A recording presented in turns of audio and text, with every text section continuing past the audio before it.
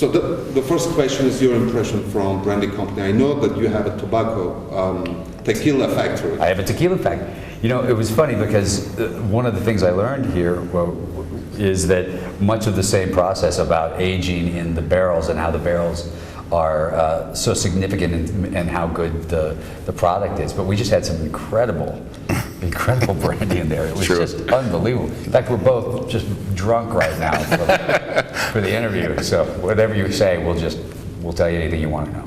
All right, Mr. Clooney, you are involved in more than 30 initiatives. Why made you to take part in Aurora Prize? Well, I've been involved for a period of time and interested in Armenia for a number of reasons. Obviously, there's always the question of sort of identifying things like the Armenian genocide, and I think that that's something that has a lot of emotion in the United States as well. But when I met Ruben, he wanted to talk about finding a version of Armenian history where we could talk about the great things that have happened and looking forward. And I thought, what a great idea to be able to find people who risk their lives at times, but certainly give up virtually everything in their life in the service and help of others, and to find a way to celebrate that in the name of Aurora, in the name of looking back in a way. And I thought this is such a perfect way to, rather than deal in anger, to deal with it in sort of a form of kindness and generosity and love. And I've never seen it done that way before, and I was very excited to be involved. Thank you, Jar. Mr. Vartanian, why George Clooney? Why not Bill Murray or Angelina Jolie? Well, Bill would have been very good. George's smiling better. No, Bill would have drunk all of your booze in here, so. No, if to be serious, I will say when we met and we talked about John and George about what we're doing and how, not in our watch and other initiatives in South Sudan, and how George really seriously looking about this.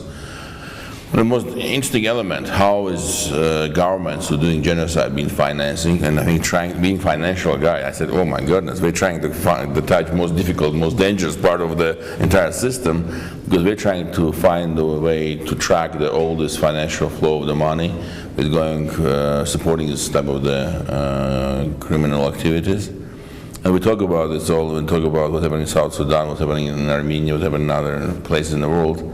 And again, it's not because the George is so famous, but he really put his life and his commitment to this type of things doing, and seriously, I said, it's great. And sharing the vision, sharing the sort of attitude to be positive and try to find something that will be helpful for the future, so it's great. And we share the same vision. I think it was common view, because we try to help also not on our watch, and we try to help them to. It's helped like a tremendous amount.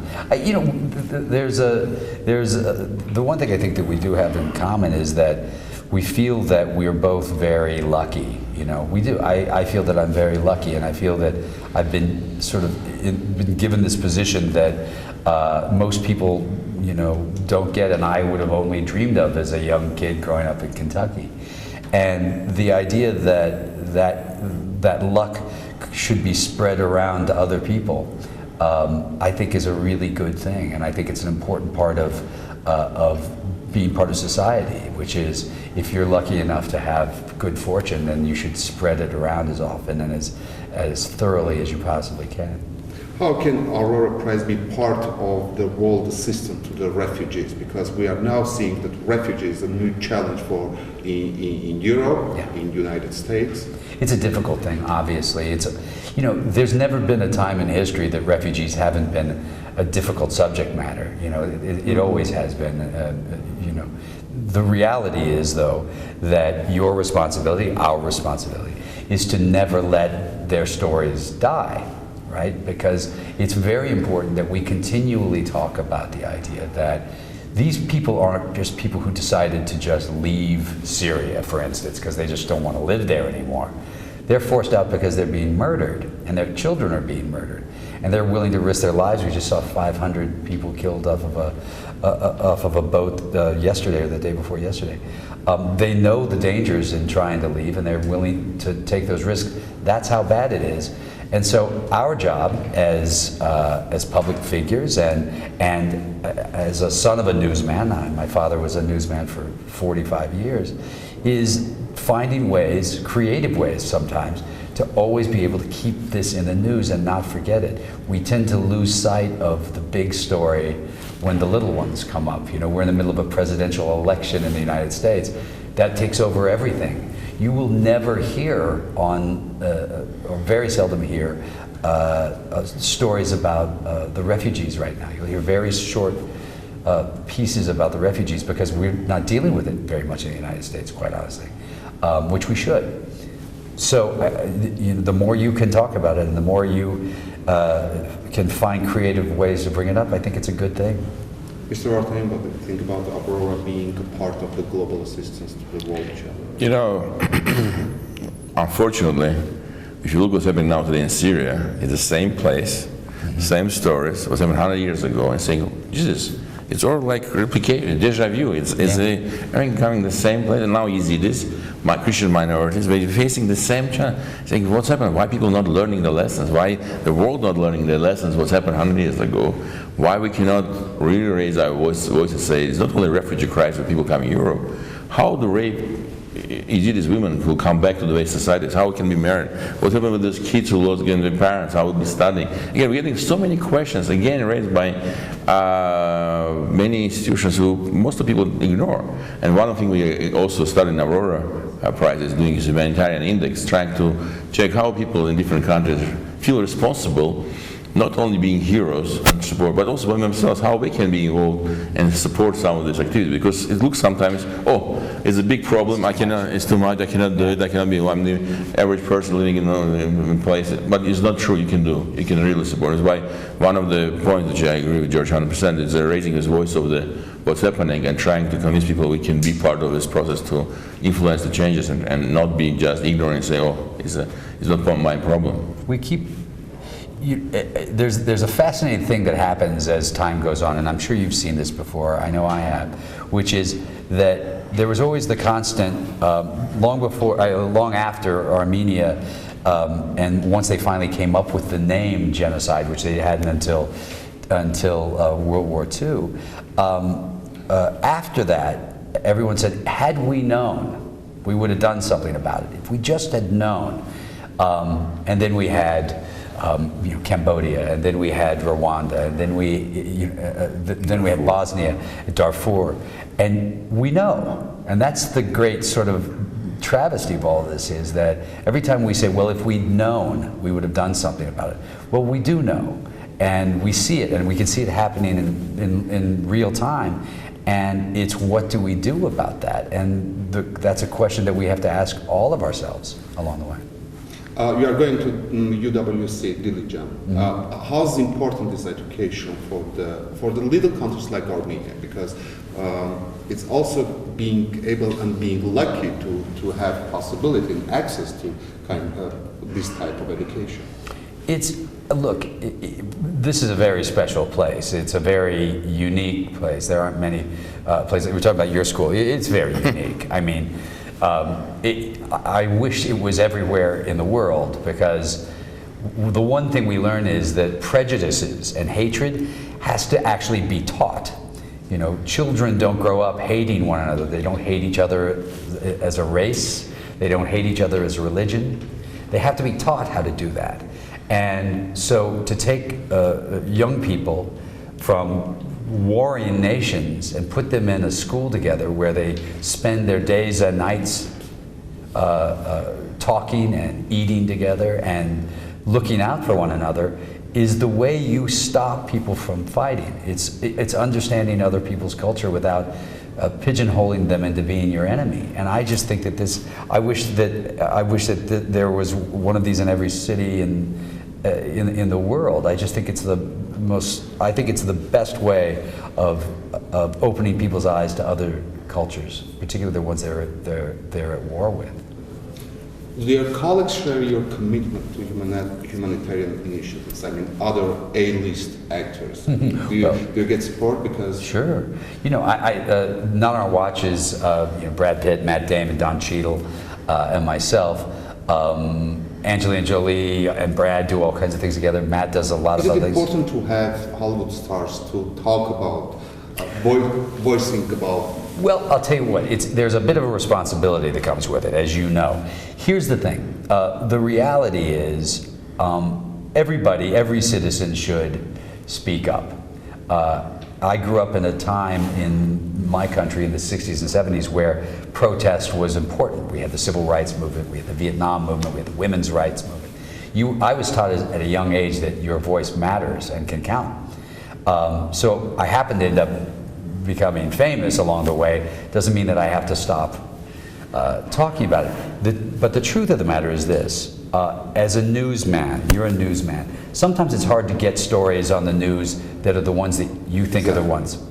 And my father had that. My father covered a story in Honduras, I think it was, in the 80s. And then the story got bumped for Elizabeth Taylor story that had run.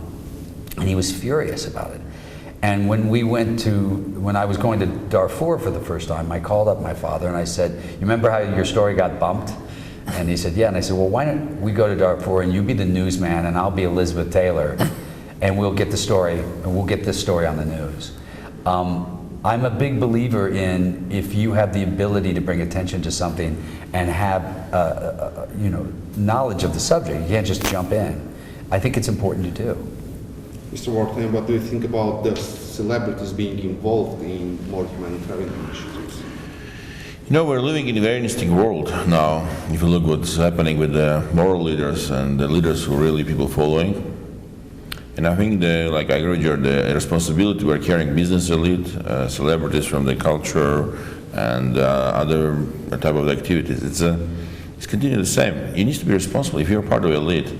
Be involved in what's happening in society. You cannot say, you know what, I'm doing my own job and what's happening around the world, I don't care. Because one of the reasons, because we become very interconnected. The world becomes so connected, close to each other. Yeah. Just saying, you know what, whatever in Darfur doesn't matter for me. It's becoming not true anymore. And it's like an ecology problem, the climate changing, the many other things which we are talking about, some of the crises that's happening in the world. Responsibility is one part of the elite. If you're a elite, you're responsible. Because celebrity is not just you're very well known. In my opinion, celebrities means you're more responsible. The question, of course, different celebrities, different people who become very well known in their activities can have a different interest and can not be doing the same. But one important point I want to make is you cannot just stay out of this process saying, I'm ignoring, I'm living my life, I'm doing my job, and I don't care what's happening with the world. A while ago, the whole Armenia world was watching a trial between Armenia and Turkey in European Court of Human Rights, and Amal Clooney was representing Armenia. So now the whole Armenia is calling me to ask you, where is Amal? Do you know, she's right now, today, she was at the White House and then met with Senator McCain and others. She's representing a woman named Khadija, who's a reporter who's been jailed in Azerbaijan for telling the truth, quite honestly. And she's there trying to find ways to get this, this incredible, brilliant reporter set free, because I think my wife's, what she really believes in life is that telling the truth shouldn't put you in jail, ever. And so that's where she is right now. Literally, I just showed him a picture of her with some senators. So she couldn't be here today. And honestly, she was really disappointed because we were looking forward to it. You know, she's gone after the government of Maldives, for instance, to get the former president released, and he was. And it was a big success for her. But that means we can't go to the Maldives anymore. So we're starting to run out of places to go.